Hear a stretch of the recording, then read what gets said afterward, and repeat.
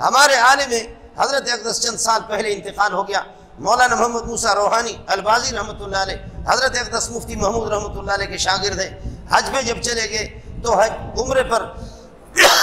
فرمایا کہ مجھے بدر میں لے جاؤ، ساتھی اٹھا کر کے بدر کے اس میدان پہ لگے۔ میں نالائق بھی گیا ہوں لیکن منظور کہاں اس مقام پہ پہنچ سکتا ہے، ہم تو طالب علم ہیں۔ حضرت اقدس علامہ موسیٰ روحانی البازی ادھر گئے، ساتھیوں سے کہا تم لوگ ایک طرف ہو جاؤ، مصلی بچھایا۔ جس جگہ پر لڑائی ہوئی تھی کافر 70 مردار ہو گئے،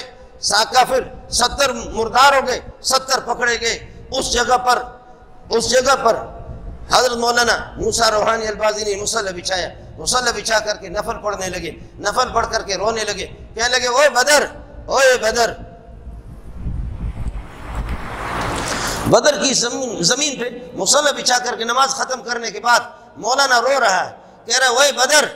1000 سال 1500 سال گزر چکا ہے، میں نے نبی کو نہیں دیکھا، ابو بکر عمر عثمان علی کو نہیں دیکھا، یہاں ان کو لڑتے ہوئے جہاد کرتے ہوئے بھی میں نے نہیں دیکھا، میں نالائق قسم کا مفتی محمود کا شاگرد 1500 سال کے بعد یہاں آ چکا ہوں، مہربانی کرو اے بدر،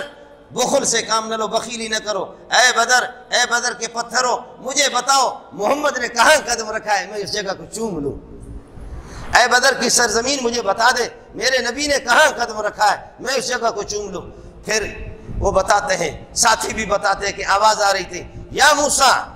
اے موسیٰ روحانی، تعال تعال تعال انا رأیت رسول اللہ، ادھر سے پتھر سے آواز آ رہی، تعال الیہ، میرے طرف آ جاؤ، انا رأیت رسول اللہ، ادھر سے آواز آ رہی ہے، تعال الیہ، میرے طرف آ جاؤ، انا رأیت رسول اللہ صلی اللہ علیہ وسلم، مولوی موسیٰ صاحب میرے طرف آ جاؤ، میں نے محمد کو دیکھا ہے۔ وہ پتھر اب بھی گواہ ہے، وہ سرزمین اب تک بھی گواہ ہے، تعال الیہ انا رأیت رسول اللہ صلی اللہ علیہ وسلم، میں نے اللہ کے رسول کو دیکھا۔ آج عبد الکریم بیر شریف نہیں ہے، آج عبداللہ درخواستی بھی نہیں ہے، آج صاحب کشف و کرامت احمد علی لاہوری بھی نہیں ہے، محمد صدیق بھرچوڑی بھی نہیں ہے، آج اللہ آپ کا بھلا کرے احمد اللہ حالجی بھی نہیں ہے، جن کو اللہ نے آنکھیں دیے تو